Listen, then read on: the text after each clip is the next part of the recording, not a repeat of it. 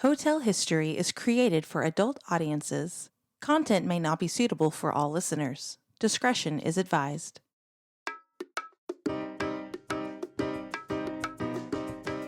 You're listening to Hotel History. We take you with us through the sordid history and scandals of some of the world's most famous and infamous hotels. I'm Dieta. And I'm Yael. Let's get started.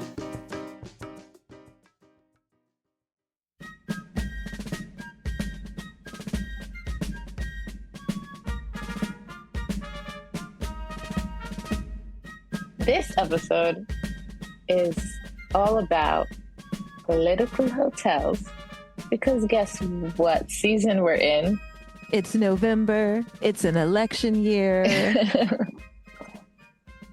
Everyone is going crazy and we need a distraction. Exactly. So this is not political as in today, but we're going to go over some very famous, well-known hotels that some political scandals went down. Yes. And yeah, not just scandals, but also historic moments and all kinds of things. So, might as well start with probably the most famous political scandal that has ever happened at an American hotel. And we actually had the pleasure of visiting this hotel in October. It was really exciting to go. And of course, we're talking about Watergate. Watergate. Watergate. I don't know. I said it that way. And if anyone doesn't know Watergate Hotel, or they only know of the scandal, by the way, it became so famous that no one knew it was a hotel. Yeah, or at least the younger people didn't, because I certainly did not know that it was a hotel. I just thought it was an office building. I had no idea that it was this entire complex that consisted of hotel and apartments and office building and all of these things. I actually always thought it was a term used to describe something. Oh, because it had already become like describing things as whatever gate was already a popular thing whenever we were kids. Yeah. Yeah. But for those who don't know, this hotel became very infamous after what happened. The hotel became infamous because of President Nixon. And if you don't know who that is, take out your Google. I thought you were going to say take out your encyclopedia, and I take your Wikipedia. Okay, Granny. Yeah. He was a president. Anyways, no, the Watergate Hotel before the Nixon scandal was apparently very controversial. When it opened in 1965, I had no idea it opened then. I thought it opened years before that. Yeah, no, it was actually still a relatively new hotel when the scandal happened. So it was new and popular, I guess. Mm-hmm. So the Watergate Hotel, according to its website, was actually controversial from the beginning of its plans. Even when it opened in 1965, it was designed by celebrity Italian architect Luigi Moretti, and he designed it to be very curvy and sprawling. Like whenever you look at it, a photo of it, you can see just curves, curves, curves. And this was really shocking to Washington, DC society. I guess they're so used to all of their like neo Greco-Roman boxy styles of buildings that they just could not like conceive of this modern Italian architecture. It definitely what is unique even today when you look at it, you go in and it kind of takes you by surprise a little, like because it kind of looks boring, I would say sometimes when you're there, or maybe because we went at night, but it has like a very interesting look. And then you kind of you notice all the curves more and all the details. It grows on you. Yeah. I liked it. Definitely. It was, it was not at all what I was expecting. I had never seen a photo of it like the from afar, so I had no idea what to expect when we got there, but it was not Yeah. that. Yeah, Yeah. And it also is a complex. So it's not just a hotel, but it has a, a few other buildings where people did live there. And even though it had, the people critiqued the design, that it was very different, it actually became, the playground for a lot of actors and models and congressmen and Supreme Court justices who also lived in the Watergate apartments. yes. So it's a group of 6 different buildings in the Foggy Bottom neighborhood of Washington, D.C.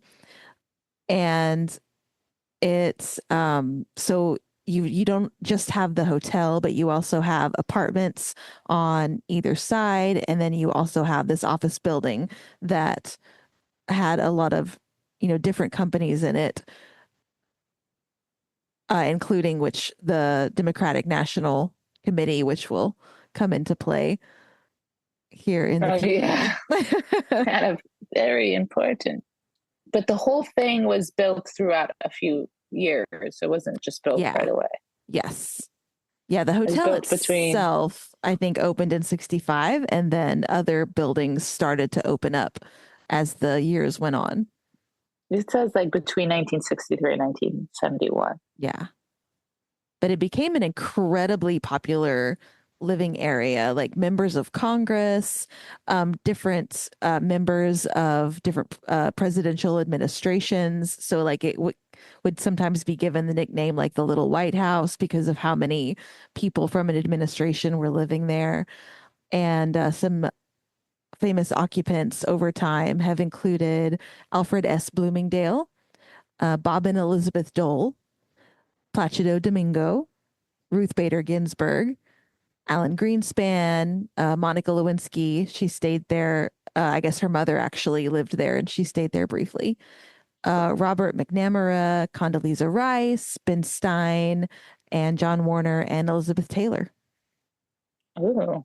And if you're unfamiliar with a lot of these, you can Google them also. Yeah, most of them are political figures with a I few know celebrities thrown in. it's hard because I think people who are listening who aren't familiar with like American politics or who are much younger, because I don't even recognize some of these Yeah, names. they're going to be like, who is Bob Dole? And why should I care? No relation to the banana company. Just no, I always forget about that. but yeah, so lots of politicians in here. Surely to God, everyone still remembers Ruth Bader Ginsburg. She hasn't been gone that long. RBG, they better. I mean, Condi Rice, you gotta remember her. I don't think the younger generation knows who any of these people They are. probably definitely don't know who Ben Stein is. Who's Ben Stein again? The Clear Eyes guy. Oh, yeah. Okay, yeah. I didn't know his name. When your eyes. Oh, yeah. Yeah. Permanently in my brain. I mean, he did other things besides eye drops commercials, but that is what he will forever be in my mind as. So this hotel that was becoming really popular amongst like the DC crowd soon became popular for a different reason. The scandal that overshadowed everything was the Nixon scandal. Yes. So let's get into that. So we're going to kind of try to do like a timeline of events. It's an extremely complicated situation, and we're not going to be able to talk about every single thing that happens, because we do try to keep these a listenable amount. Like you could do an entire podcast probably just on this scandal. Oh my God, yeah. But we're going to do our best to hit the important stuff. So I don't even know it so well, but yeah, go on. Yeah. So on January 27th, 1972, G. Gordon Liddy, who was the finance counsel for the Committee for the Re-election of the President, also known as CRP, or pronounced CREEP, which is so fitting. Oh, how appropriate. And former aide to John Ehrlichman presented a campaign intelligence plan to CRP's acting chairman, Jeb Stuart Magruder. Great name. Magruder sounds like that SNL skit where it's like MacGyver, but the Saturday Night Live version of MacGyver. Do you remember that? I feel like I do, but for some reason I'm blanking. I feel like that his name was something close to Magruder. It was like MacGruber or something. Anyway, that is not related. So G. Gordon Liddy, who, by the way, my entire childhood, I knew G. Gordon Liddy just as that Republican guy who liked to yell on his talk show on the radio. I had no fucking clue that he was a criminal of Watergate fame. But doesn't it track?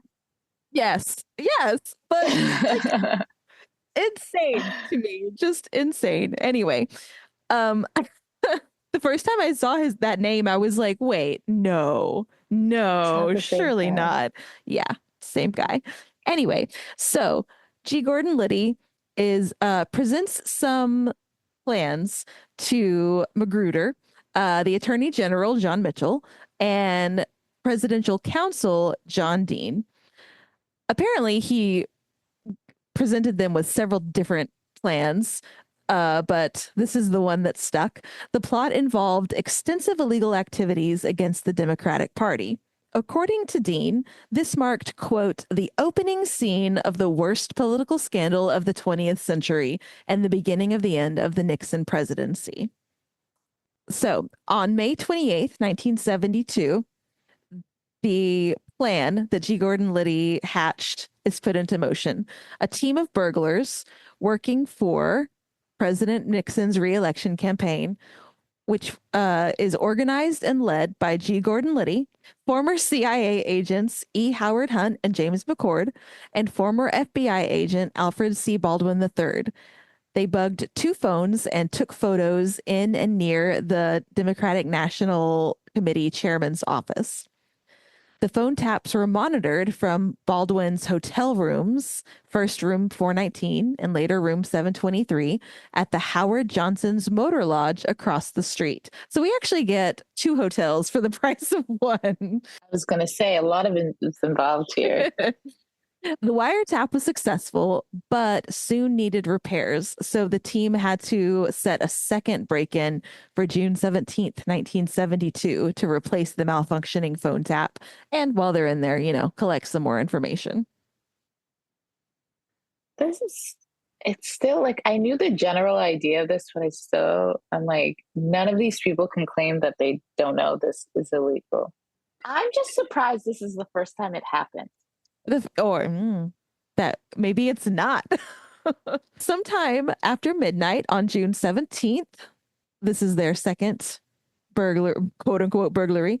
Watergate complex security guard Frank Willis noticed tape covering the latches on some of the complex's doors leading from the underground parking garage to several offices, which allowed the doors to close but stay unlocked. He removed the tape, believing it was nothing. When he returned a short time later and discovered that someone had retaped the locks, he called the police. Why would there just be, who would just tape a door, like several doors, and that be nothing? Like, too trusting of a security guard. Yeah. Police dispatched an unmarked police car with 3 plainclothes officers, Sergeant Paul W. Leeper, Officer John B. Barrett, and Officer Carl M. Schaffler, sure, who were working the overnight shift. They were often referred to as the bum squad because they often dressed undercover as hippies and were on the lookout for drug deals and other street crimes. Poor hippies. Oh yeah, they thought this was something else. Yeah. So so Baldwin, the guy who was staying at the Motor Lodge across the street, he was on spotter duty. So he was supposed to be the lookout across the street, but he was distracted watching Attack of the Puppet People on TV. Oh my God. Okay, How did they know that detail? it probably it was in his interrogation. So you're It's probably amazing. watching Attack of the Puppet People and did not observe the arrival of the police car in front of the building, and he didn't see the plainclothes officers actually investigating the sixth floor where the DNC was. But by the time he did notice unusual activity and radioed his team, it was too late. So the police arrested 5 men identified as Virgilio Gonzalez, Bernard Barker, James McCord, Eugenio Martinez, and Frank Sturgis. They were criminally charged with attempted burglary and attempted interception of telephone and other communications. The Washington Post reported that the police found lockpicks, door jimmies, almost $2,300 in cash in $100 bills, with the serial numbers in sequence. That's not suspicious. A shortwave receiver that could pick up police calls, which did them no good. 40 rolls of unexposed film, two 35 millimeter cameras, and 3 pen sized tear gas guns. What? That's so specific. They were so prepared, and all of that did them no good. Like they still got caught and arrested.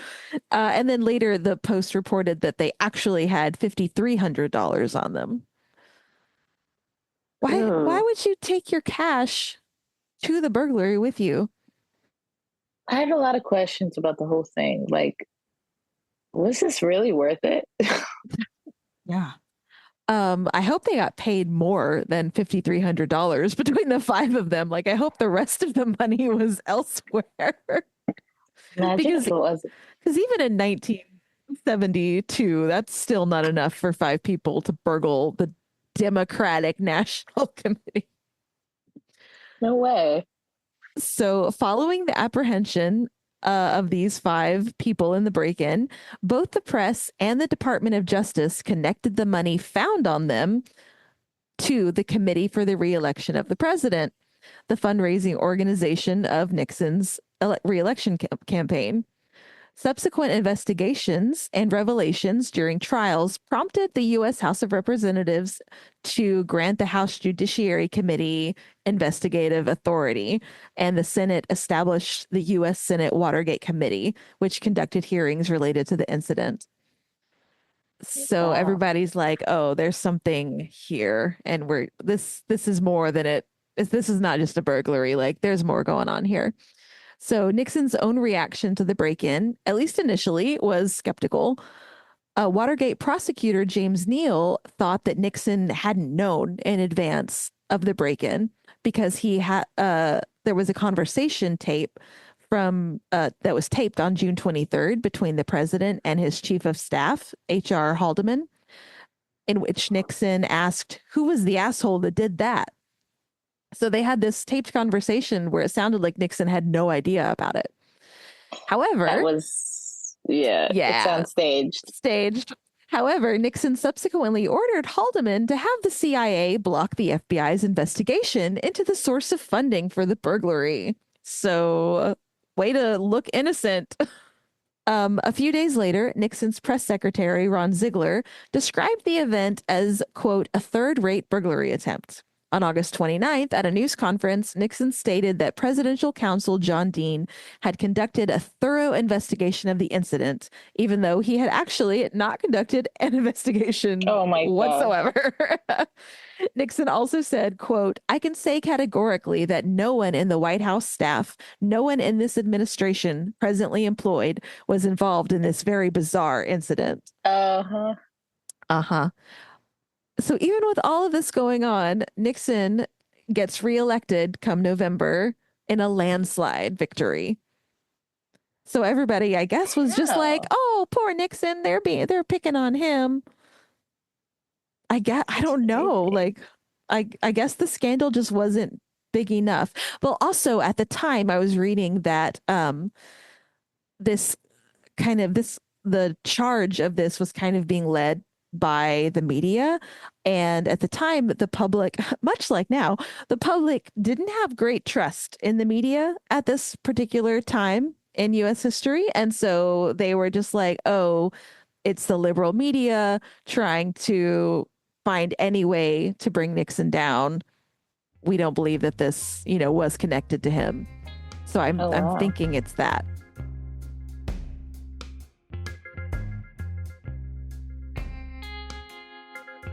So numerous revelations and Nixon's efforts to impede the investigation in 1973 led the House to initiate impeachment proceedings against him.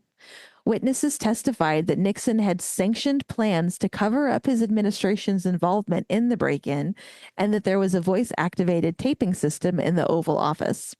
The televised Senate Watergate hearings garnered nationwide attention and public interest. The Supreme Court's ruling in the United States versus Nixon compelled Nixon to surrender the Oval Office tapes, which revealed his complicity in the cover up. The House Judiciary Committee approved 3 articles of impeachment against Nixon, who subsequently resigned from office on August 9th, 1974, becoming the only U.S. president to do so. His successor, however, Gerald Ford, pardoned him a month later. Why? I guess he thought it was just be a disgrace for a president to, Yeah, his disgrace. his disgrace. Like, you made your choices, buddy. So, and also, a lot of even though they did finally, they subpoenaed the tapes and finally got the tapes that had been from the Oval Office, a lot of like chunks of the tapes had actually been deleted by Nixon's secretary, who claimed that she had accidentally pushed the pedal that erases tape on her little Uh-huh. machine while she was like trying to answer the phone or something. And like they could tell from the setup that that is absolutely not, like, that wouldn't have happened. And she was just like, oopsie daisy, I erased some stuff. My bad. Wow. Yeah. I, uh, Yeah. what happened to Nixon after this? He gets pardoned and he just lives on his merry way. Yeah, I guess. Yeah. I mean, I obviously I don't think worked in politics ever again. It's a little hard to come back from that. Yeah. Oh shit. But yeah, like once you're pardoned by the president, you're pardoned. So he didn't have to pay for anything. Everybody else involved did. Like a lot of people had to like were dismissed from the White House. A lot of those people that were involved, he like made them resign or fired them because it was starting to look bad for him. And all of the people involved in the burglary were indicted. The people that they figured out had hired them to do that, like those that I mentioned, like G. Gordon Liddy and Magruder, and all of them, were charged and indicted. Like, so everybody else had to.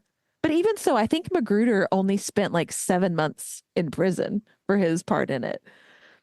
Oh, So even then, like people didn't get a ton of punishment for I feel like that's just like if you're powerful, you just have that yeah, ability to make things disappear for people. yeah, And it's not right. absolutely not. Why are you above the law?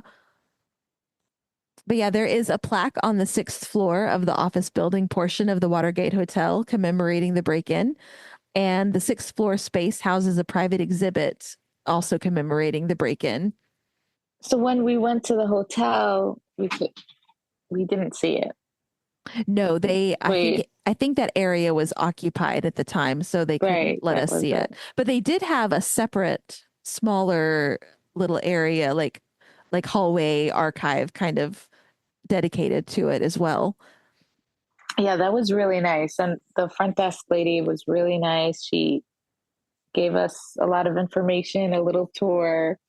Um, and the hotel was just, I really liked it in the end. Yeah, it's been renovated quite a bit, obviously, since the 70s.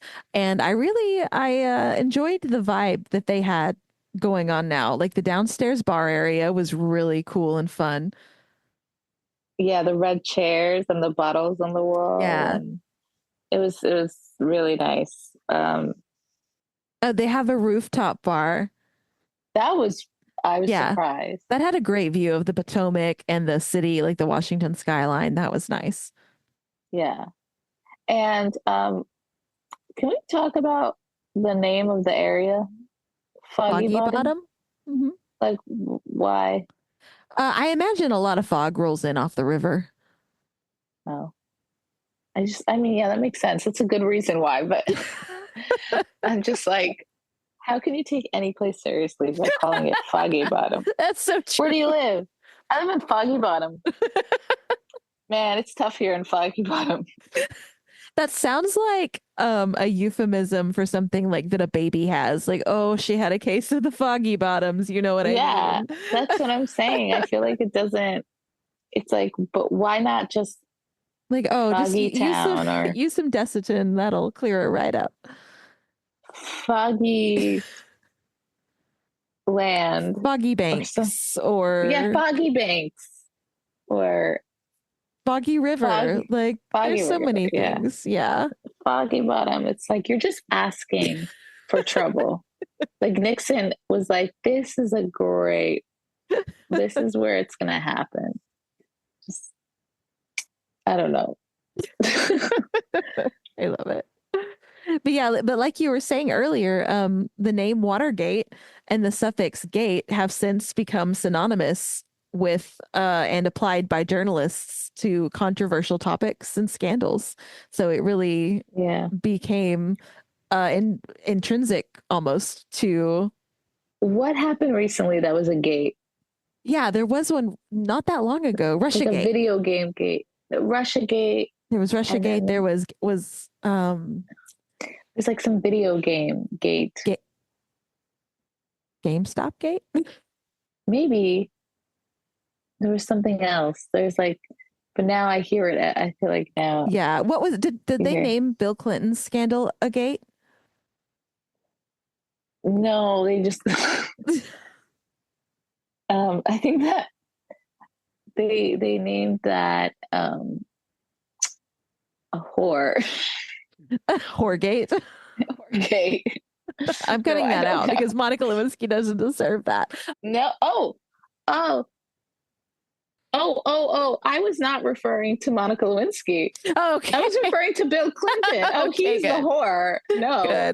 Good. Oh, literally in my head, I was like, yeah, no, he's the scandal. So I'm just gonna read through some of these famous gates, and you guys can if one of these names piques your fancy, you can go look it up. We've got Celeb Gate, Closet Gate, Comics Gate, Donut Gate, Dorito Gate, Driver Gate, Elsa Gate, Gamer Gate. Yeah, so there's so many gates out there. Like it really just took off as a term. But so yeah, that's the Watergate scandal.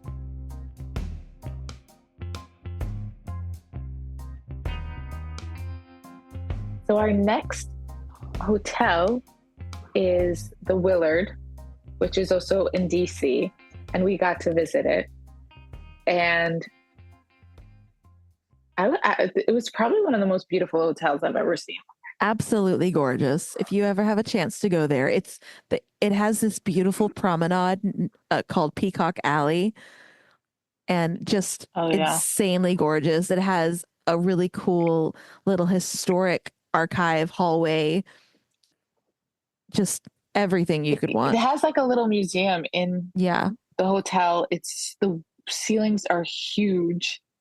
Everything is so detailed and ornate and beautiful, and you're allowed to like walk around a little. They weren't so, don't go there, don't do that. Yeah, they like really were kind of made it open and inviting for you to check it out. It's known as the most historic hotel in Washington, D.C. So we will probably do a full length on it some point in the Yeah, future. it has so much. But we're mentioning this specific hotel because Martin Luther King Jr. finished writing his speech in the lobby. So you can just imagine some of the historical figures that are just hanging out in this lobby. I don't know. I feel like at some point, if you stood there in the 60s, you probably would see like insane amounts of just, I don't know, everyone from history walking through those doors. Yes, Which, because this hotel is in downtown DC, so it is, yeah, very, very close to the White House and all kinds of political areas. So you're absolutely going to be seeing, political yeah, figures, world leaders. yeah. And although everyone calls it the Willard Hotel, apparently the full name is the Willard Intercontinental Washington. Like the Willard is shorter. Yeah. It is a historic luxury. I'm not going to say this name right. Beaux Arts Beau, Hotel. Beau Beau. Arts. Hmm. Beaux Arts. What does that mean? Beaux Arts. That's the The architecture style. style. Yeah. Oh, okay, that makes sense. Okay, that's very specific because it does have a specific style. It's located in, as you mentioned, downtown DC, and it was founded in 1847. But it had many variations. It wasn't all just one hotel, and that it just lived on for till now. In 1816, it started out as a boarding house and then became a hotel, actually became a couple of different hotels, and then until it finally became the Willard in 1847. Oh, okay, that's where I got confused because I thought it was 1901, And then but the that current building was the erected in current building, 1901. Yeah. that's the okay, yeah. So technically, the current building, it's really from 1901. The current building is, but the Yeah. hotel, the Willard Hotel, has existed since 1847, but it doesn't have to have the same building to be the same entity. The In my hotel head, is an entity. in my head, it does. But you know why it's also confusing? Because when you go into the little museum, it has like a timeline, but even in the timeline, it's going back and forth. Like, Yeah. it's not so easy to follow along.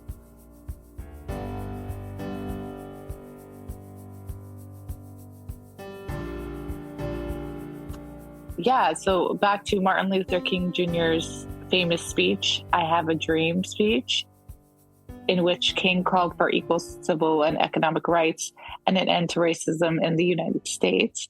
He delivered that speech to over 250,000 civil rights supporters from the steps of the Lincoln Memorial in Washington, D.C.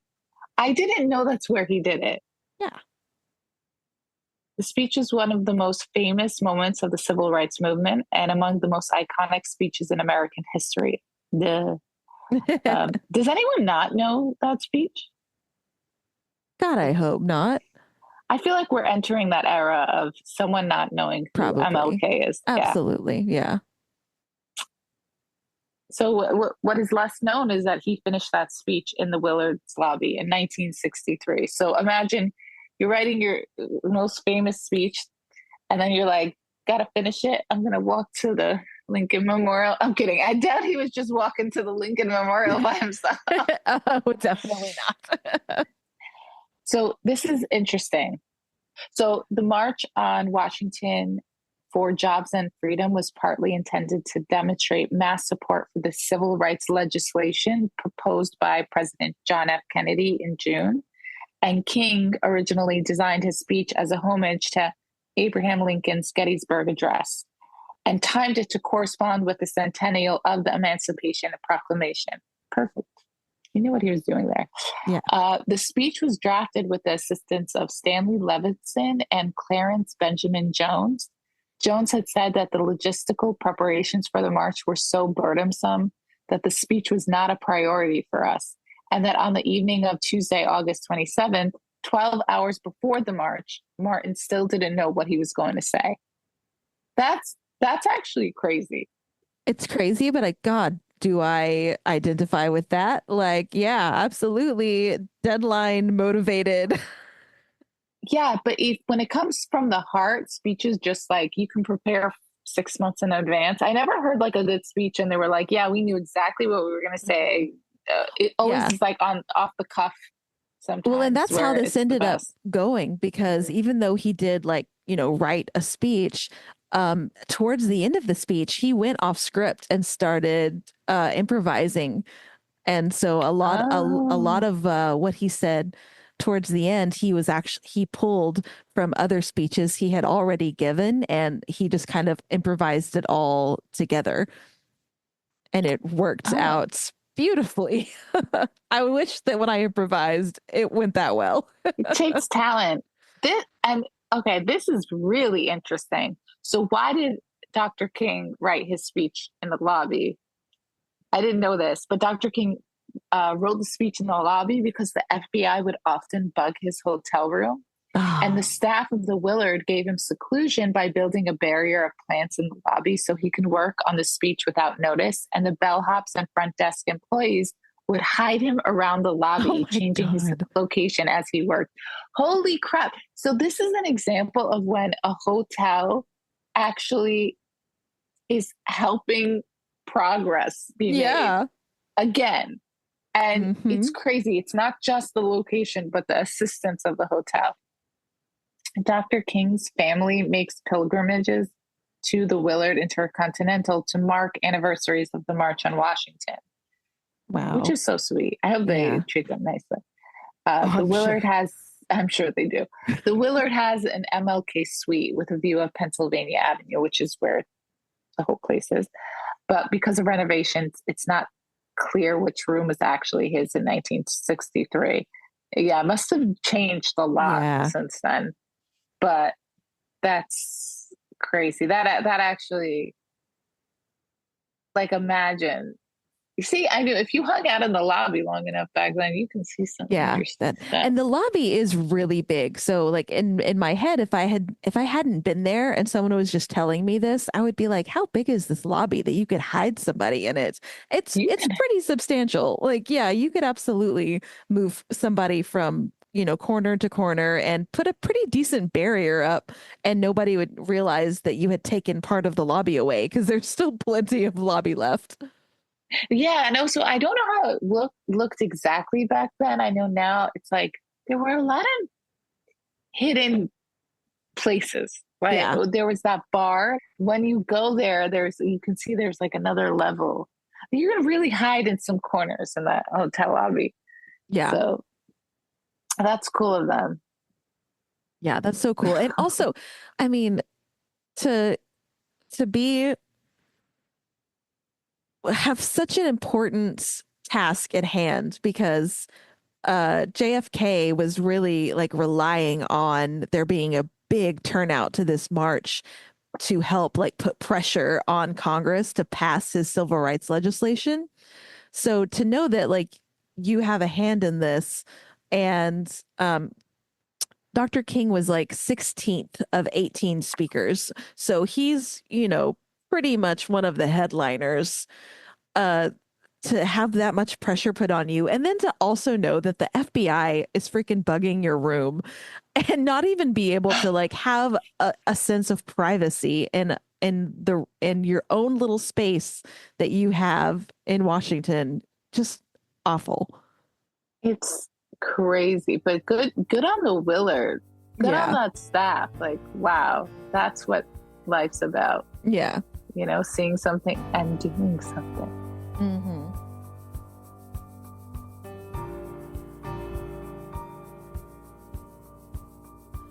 So that brings us to our final political hotel, which is the Washington Hilton. The Washington Hilton opened in March of 1965. So this is also a fairly new hotel compared to all the historic hotels in Washington. And it opened, it is north of downtown DC. So it's a little Yeah. bit further out from the White House than like the Willard or the Mayflower. So this hotel was the site of the assassination attempt on President Ronald Reagan by John Hinckley Jr. on March 30th, 1981. As a result, the hotel is sometimes colloquially referred to by the locals as the Hinckley Hilton. Ooh. It's kind of cute. It's kind of cute, but it's kind of also fucked up. Yeah. Yeah. So this story is fucking nuts. I had no idea about some of the details of this. The story starts with Hinckley, our man Hinckley, John Hinckley Jr., Jingleheimer Schmidt, developing developing erotomania for the child actress Jodie Foster. I didn't know what erotomania was, so I had to I look it up. still, it's like an obsession, or Yeah, like you develop this like obsession and this belief that this person who is basically out of your league or would like never notice you or you'd never have a chance with, uh, you develop unrequited love for them. However, you don't really seem to realize that it's unrequited. You think that they secretly like you, love you back. Or if you haven't met oh, them, then you think, oh, if they could just meet you, or if you do this, then this thing for them, that they will love you. So while living in Hollywood in the late 70s, Hinckley saw the film Taxi Driver at least 15 times, oh my God. apparently identifying strongly with protagonist Travis Bickle, portrayed by Robert De Niro. The story involves Bickle's attempts to save a child prostitute, played by Foster. Toward the end of the film, Bickle attempts to assassinate a United States senator who is running for president. Over the following years, Hinckley trailed Foster around the country, going so far as to enroll in a writing course at Yale in 1980 after reading in People magazine that she was a student there. He wrote numerous letters and notes to her in late 1980. He called her twice and refused to give up when she indicated that she was not interested in him. Oh my God. If How did only he he get knew her how that number? interested. Is Jodie Foster's number not unlisted? It's, I mean, this was like 1980. Who knows? Yeah. You know, this guy sounded like he was on a mission Yeah, he was and he going to was get going a to hold of find it. it. Yeah. That's crazy.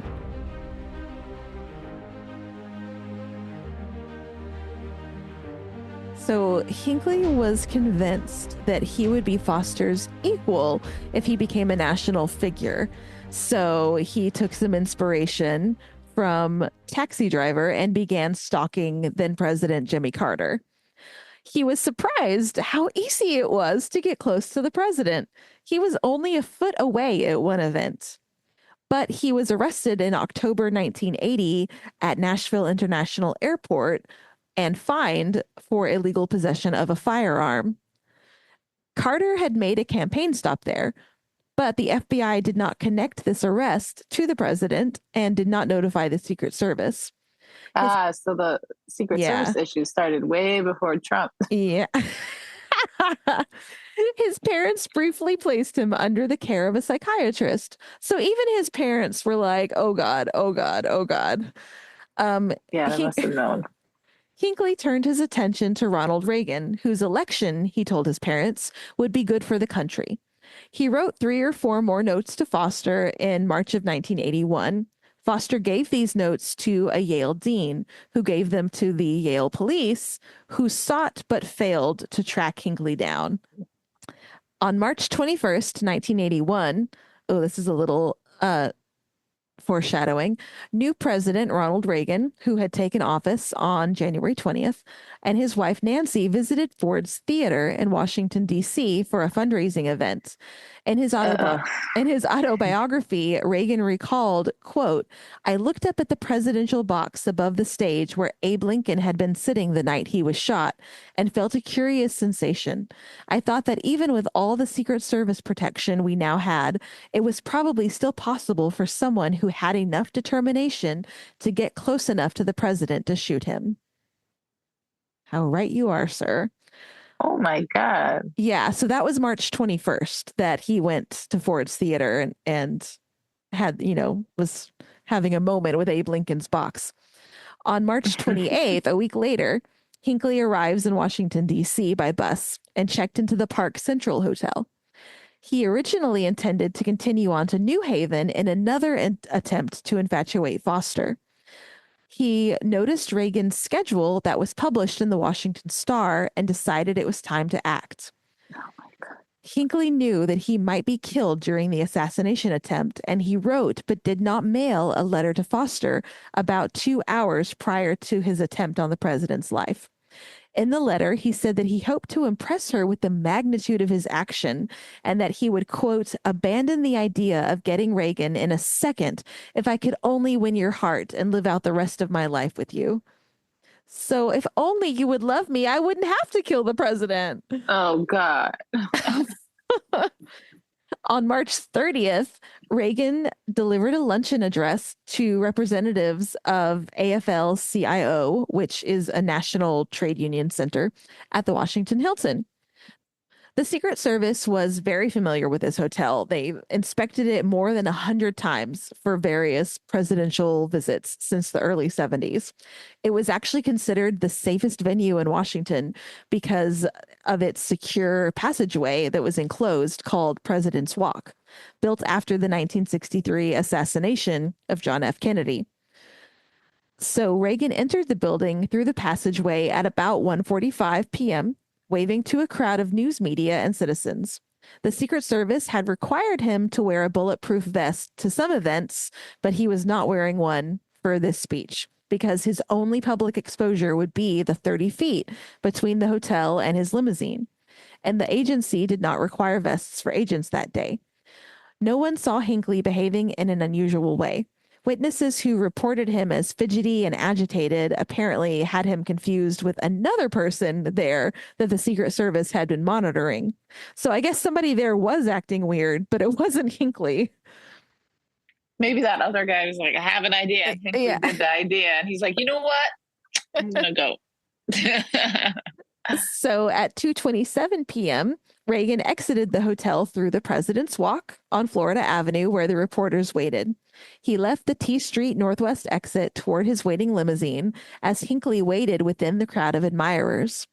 The Secret Service had extensively screened those attending the president's speech, but greatly erred by allowing an unscreened group to stand within 15 feet of him behind a rope line. See, why would you do that? Why would you let anyone unscreened anywhere near the president, even if it's only from the hotel exit to the limo? The agency uses multiple layers of protection. Local police in the outer layer briefly check people. Then the Secret Service agents are in the middle layer.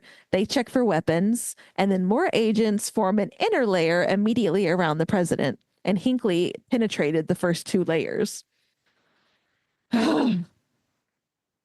As several How? I don't know. They didn't check. As several hundred people applauded Reagan, the president unexpectedly passed right in front of Hinckley. Reporters standing behind a rope barricade 20 feet away asked questions. As Mike Putzel of the so many great names today. As Mike Putzel of the Associated Press shouted, "Mr. President," Hinckley assumed a crouched position and rapidly fired a .22 caliber revolver 6 times in 1.7 seconds, missing the president with all 6 shots. But not quite. So the first round hit White House Press Secretary James Brady in the head above his left eye. Yeah. The small explosive charge in the round exploded on impact. God, that sounds awful. A DC police officer, Thomas Delahunty, recognized the sound as a gunshot and turned his head sharply to the left to identify the shooter. And as he did so, he was struck in the back of the neck by the second shot, the bullet ricocheting off his spine. So he fell on top of Brady, screaming, "I'm hit." Hinckley now had a clear shot at the president, but Alfred Antonucci, a Cleveland, Ohio labor official who was standing nearby, saw Hinckley fire the first 2 shots. So he hits him in the head and wrestles him to the ground. Upon hearing the shots, Special Agent in Charge Jerry Parr almost instantly grabbed Reagan by the shoulders and dived with him towards the open rear door of the limousine. Agent Ray Shattuck trailed just behind Parr to assist in throwing both men into the car. The third round overshot the president, instead hitting the window of a building across the street. Parr's actions likely saved Reagan from being hit in the head. Oh, wow. As Parr pushed Reagan into the limousine, Secret Service agent Tim McCarthy turned his attention toward the sound of the gunfire, pivoted to his right, and placed himself in the line of fire. McCarthy spread his arms and legs, taking a wide stance directly in front of Reagan and Parr to make himself a target.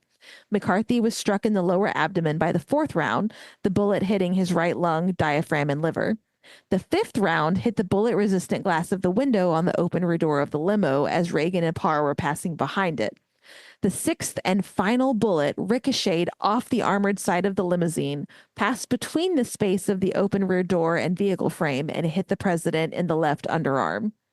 The round grazed a rib and lodged in his lung, causing it to partially collapse before stopping less than an inch from his heart. Holy. Wow. Damn. Okay, first off, the fact that that dude managed to get off 6 shots and didn't directly hit. Okay. He's not a good shot. Yeah, like he was right to think that he might not make it out of that situation alive. Like he had not practiced nearly enough, thank God. Thankfully, fast thinking from everyone around, and that people, didn't just run away. They actually like saw Hinckley and tried to take him down. Yeah, his Secret Service agent Tim McCarthy. Yeah. Whoa. Yeah, so like you've got the Secret Service agents grabbing the president and getting him away, one like acting as a human shield, but then also there were 2 citizens like that were there for the speech, like not Secret Service people, that beat the crap out of Hinckley and were like taking him to the ground. That is that how he got caught, right? Yeah, he got caught. For sure. So within moments of the first shot, a different Secret Service agent, Dennis McCarthy, no relation to the other McCarthy, dove across the sidewalk and landed directly on Hinckley as others pushed Hinckley to the ground. Another Cleveland area labor official, Frank J. McNamara, joined Antonucci and started punching Hinckley in the head. Dennis McCarthy later reported that he had to strike 2 citizens to force them to release Hinckley. So they were just going to beat him till he died, it sounds like. Secret Service agent Robert Wenko deployed an Uzi concealed in a briefcase to cover the president's evacuation. So they brought out the big gun for that and to deter a potential group attack. Wow. Man, that is some action.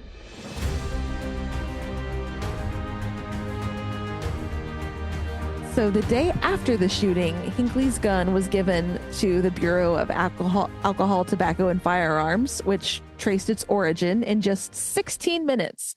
They figured out that the gun had been purchased at Rocky's Pawn Shop in Dallas, Texas in October of 1980. What a surprise. Surprise. Texas is at it again. It had been loaded with 6 Devastator brand cartridges, which contained small aluminum and lead azide explosive charges designed to explode on contact. But the bullet that hit Brady was the only one that exploded. Oh, on April 2nd, after learning that the other bullets could explode at any time, volunteer doctors wearing bulletproof vests removed the bullet from Delahanty's neck. Oh my God. So anybody with a bullet still in them is like a ticking time bomb because it could explode any time. Oh. So that's crazy. After the Secret Service first announced shots fired over its radio network, Reagan, whose code name was Rawhide, was removed from the scene. Why is that his name? Why is that his name? He was removed from the scene by agents in the limousine, which was nicknamed Stagecoach. No one knew that Reagan had been shot. After Parr searched Reagan's body and found no blood, he stated that Rawhide is okay. We're going to Crown, which is the White House. He preferred the White House's medical facilities to those of an unsecured hospital. But Reagan was in great pain from the bullet that had struck his rib and believed that he thought that his rib had cracked when Parr pushed him into the limousine. So they didn't realize yet that he had been shot. Oh my God. But when the agent checked him for gunshot wounds, Reagan started coughing up blood. Oh no. So the president thought he had cut his lip, but Parr assessed that the cracked rib had punctured Reagan's lung. And so then they diverted to George Washington University Hospital, which the Secret Service periodically inspected just in case they needed it. So the limousine arrived there less than 4 minutes after leaving the hotel, while other agents took Hinckley to a DC jail, and Nancy Reagan, codename Rainbow, left the White House for the hospital. Wow. They need to make a movie about this. I think they did. I'm sure they did. They did? I feel like there is one. We'll Google it. Although Parr had requested a stretcher, none were ready at the hospital, which did not normally station a stretcher at the emergency entrance. Reagan exited the limousine and insisted on walking. He acted casually and smiled at onlookers as he entered the hospital. When he entered the hospital, he started having difficulty breathing and he fell to one knee. So then they assisted him the rest of the way. The physician to the president, Daniel Rouge, had been near Reagan during the shooting and arrived in a separate car.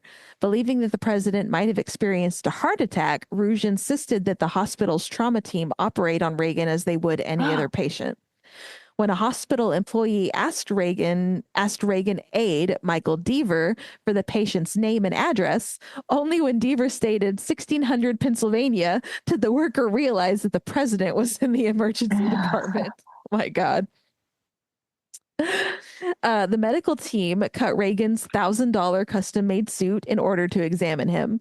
Reagan complained about the cost of the ruined suit, which was cited by an assistant to a press briefing to reassure the public that the president was in stable health. Military officers, including the one who carried the nuclear football, the case with all of the nuclear stuff in it. They unsuccessfully tried to prevent the FBI agents from confiscating the suit that was cut off of him, because Reagan's wallet and other possessions were in the suit, which they were confiscating as evidence. But the gold codes card that has the nuclear codes on it was in Reagan's wallet. So the military is like trying to stop the FBI from taking this wallet with the golden codes in it. And they did not manage to stop them. And the FBI didn't return it for 2 days. So I imagine the Pentagon was shitting a brick. Oh my God. Well, how are they so... Just so many questions. Like, first of all, why does the president have a wallet? Other than that, to carry the gold codes. Just have a gold code tissue or something. But like a whole wallet. What are you buying? No one's gonna let you buy it. The medical personnel found that Reagan's systolic blood pressure was 60 compared to the normal 140, indicating that he was in shock. And they knew that most 70-year-olds in the president's condition would not survive. But Reagan was in excellent physical health and had been shot by a .22 caliber bullet instead of a larger .38, as they first feared. So they were able to operate on him, and everything turned out okay. When Nancy Reagan arrived in the emergency room, Reagan remarked to her, "Honey, I forgot to duck," borrowing boxer Jack Dempsey's line to his wife. While intubated, he scribbled to a nurse, quote, "All in all, I'd rather be in Philadelphia," borrowing a line from W.C. Fields. Although Reagan came close to death, the team's quick action and Parr's decision to drive to the hospital instead of the White House likely saved his life. Within 30 minutes, Reagan left the emergency department for surgery with normal blood pressure. So he then had his emergency exploratory surgery to make sure all of his organs were okay and remove the bullet. He lost over half of his blood volume in the emergency department and during surgery. Oh my God. Yikes. But the bullet was successfully removed and he was okay. In the OR, Reagan removed his oxygen mask to joke, "I hope you are all Republicans." And the doctor... And the doctors and nurses laughed, and the surgeon, who was a Democrat, replied, "Today, Mr. President, we are all Republicans." Meanwhile, the FBI took over the investigation, and on Saturday, agents obtained a warrant and searched Hinckley's hotel room. According to agent Thomas J. Baker, quote, "What we found in Mr. Hinckley's room was bizarre. On the desk, so that we could find him, was his entire plan. He had left a map of where he was going. He had the morning paper open with the president's diary. He publicized the fact that Reagan would be speaking to a union group in the ballroom of the Washington Hilton. Strangest of all was a statement, a letter to actress Jodie Foster proclaiming that he was committing a historic act, a presidential assassination to impress her," end quote.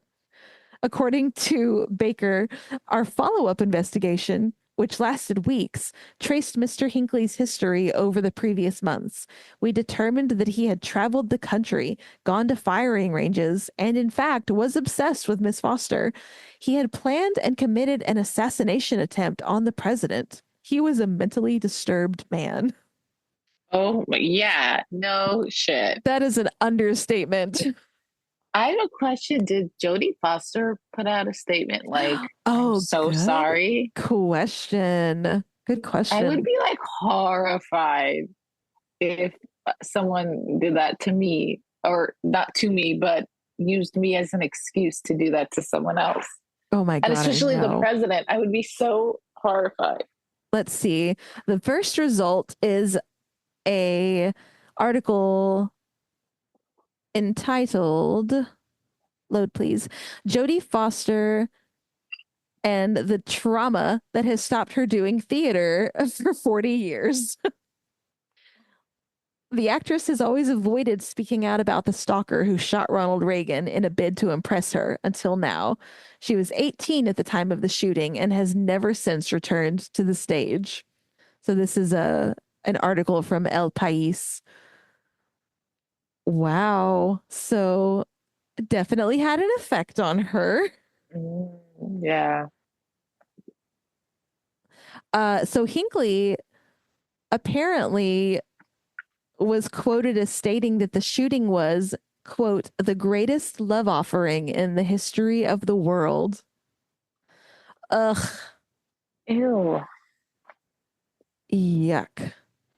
I also like, I don't know Jodie Foster as like the young 1970s actress. I know her as, the older actress in Yeah. Panic Room and Yeah. Silence other of the things. Lambs and Silence of the Lambs. And like, I also just watched the True Detective Night Country. It was really good. But Oh, yeah. it's weird. It's weird that someone would be, it sounds bad, like so obsessed with her. I mean, she's amazing. She's an amazing actress, but still, it's like, Yeah. it's just bizarre. It's crazy. So apparently she was in college, she's in college at this time, and she was in theater in college and was in doing this play. The play happened in 2 weekends, and I did the first weekend. And in between the first weekend and the second weekend, John Hinckley shot the president, she says. So for years, she introduced clauses in her media interviews that prohibited any mention of the subject. So she would not talk about it for 4 decades, basically. Then she says, "The world fell apart. There were Secret Service people everywhere. I had bodyguards and I had to be taken to a safe house. And I was in the middle of these 2 weekends of this play and I had the dumb idea of the show must go on. So I was like, I have to do that second weekend." However, Foster says that during that second weekend, there was a terrifying incident that left her traumatized. "There were people everywhere, cameras everywhere, and there was a guy in the front row. And I had noticed that it was the second night that he'd been there. And I decided to, the whole play, yell, 'Fuck you, motherfucker.' I just decided that I was going to use this guy," she says. And then the next day, it was revealed that this particular guy had a gun and he had brought it to the performance. And then he was on the run and I was in a class and the bodyguard guy came and threw me onto the ground while I was in the class, which was really embarrassing because there were only 10 people there. Wow. She Oh God. reflects, it was a traumatic moment, and I've never admitted that maybe that has something to do with how I never wanted to do a play again. Well, yeah. Oh my God. I would never want Yikes. to like do anything again. Did you know that Hinckley was granted probation in 2016? What? Yeah. What? After years of successive prison benefits, Hinckley was granted probation in 2016. Did he get it? Yeah. Is he free? Hinckley, so when was this article written? This article is from this year. This is from June of this year. It says Hinckley, who is now 69 years old, he was 25 when he shot the president, was fully released from court restrictions in June 2022. A few days later, he had his first TV interview with CBS. In the interview, of course he did. In the interview, he expressed remorse for his actions and said that he did not remember what feelings led him to shoot Reagan. Oh, okay. He also said he was sorry for all the lives affected by his actions and apologized to his family.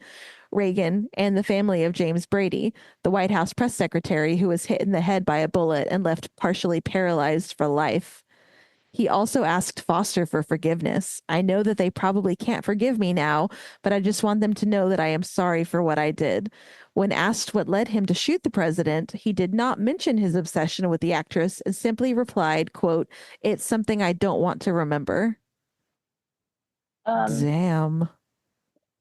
I can't believe that this man is walking Yeah. like as a free man because you can't just try to kill the president and You can't everything just try to kill the president and not have to be in prison forever. forever. Yeah. Forever.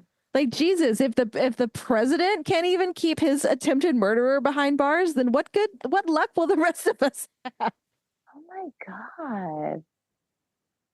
If I was Jodie Foster, I'd be terrified. Oh my yeah. That's so dangerous.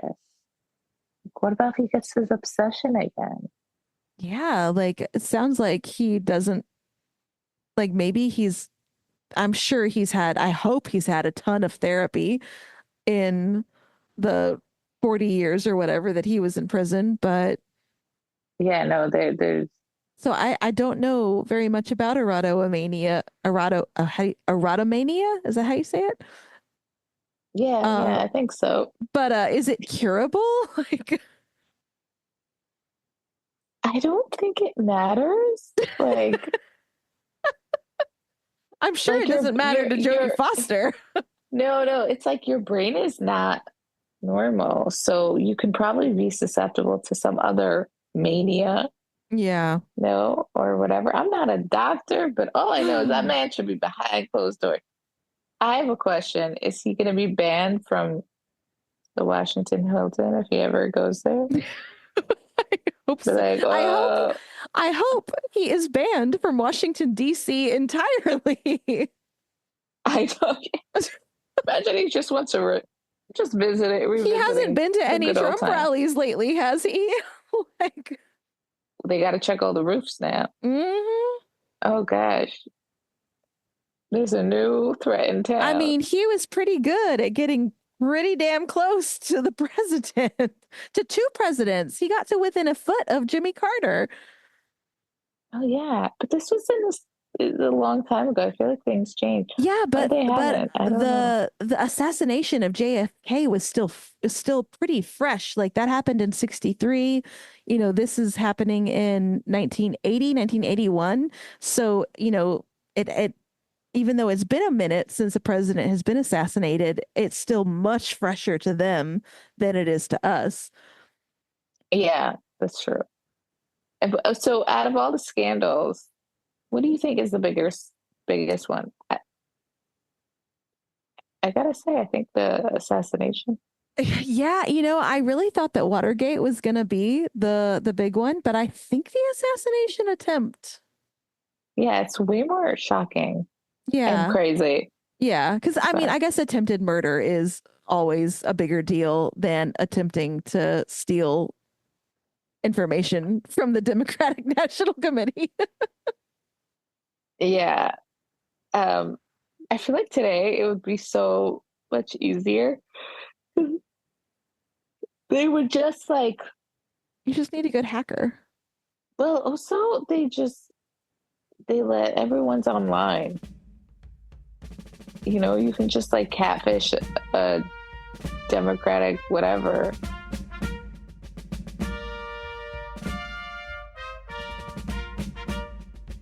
So we went to DC recently, and we have an upcoming episode with the Mayflower Hotel.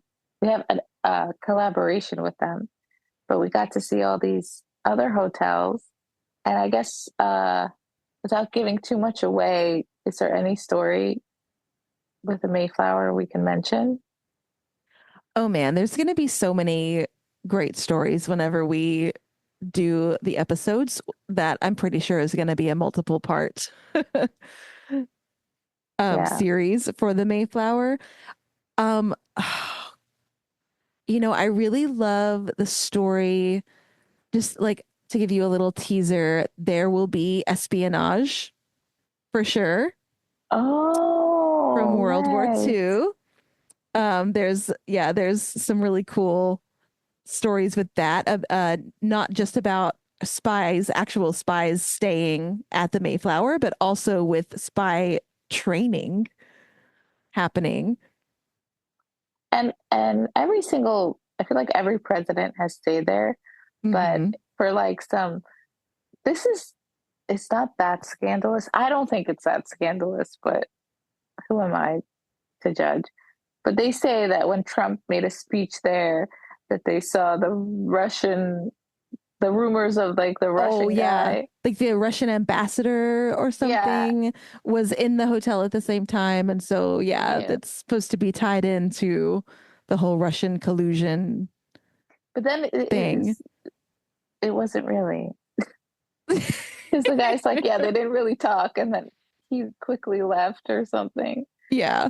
So it wasn't as scandalous as it sounds. And then I think in the book it mentions that because there is a book talking about history there, and they mentioned JFK stayed there, and there's a rumor that Marilyn Monroe stayed there at the same time, and that you know, Oh yeah. And so, he would have needed to be able to sneak her into his room if they were staying there at the same oh yeah, time for their yeah, illicit affair.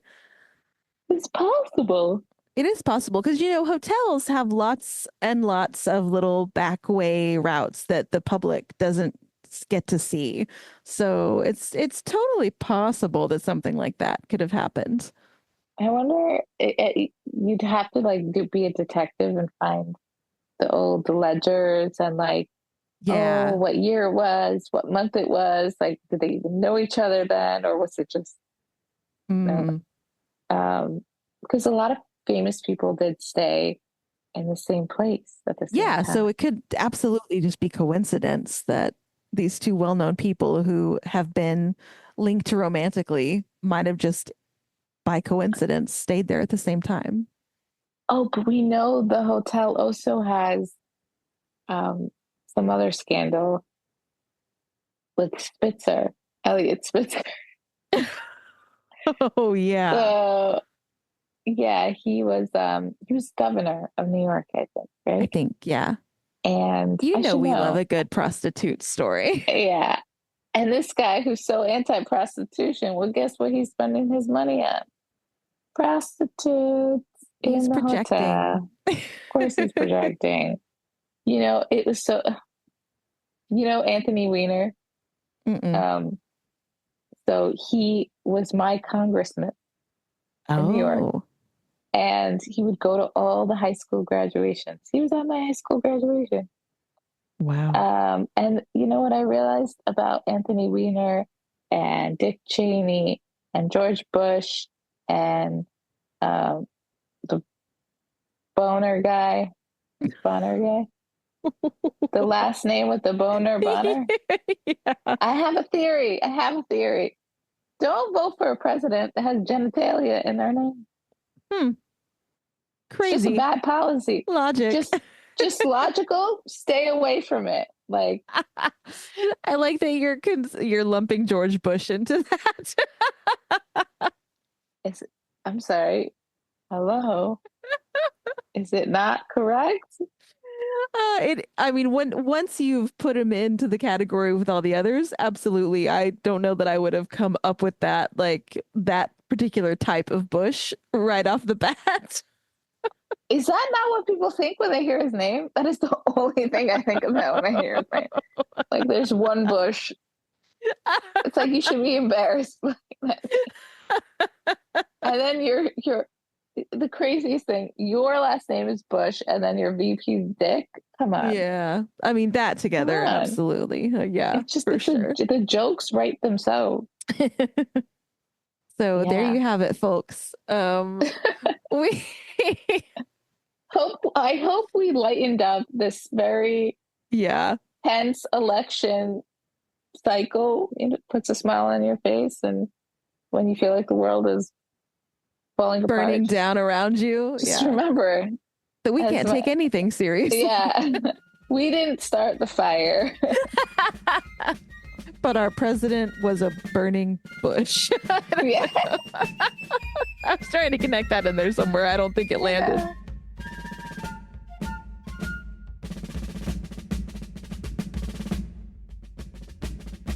Thanks for listening to Hotel History.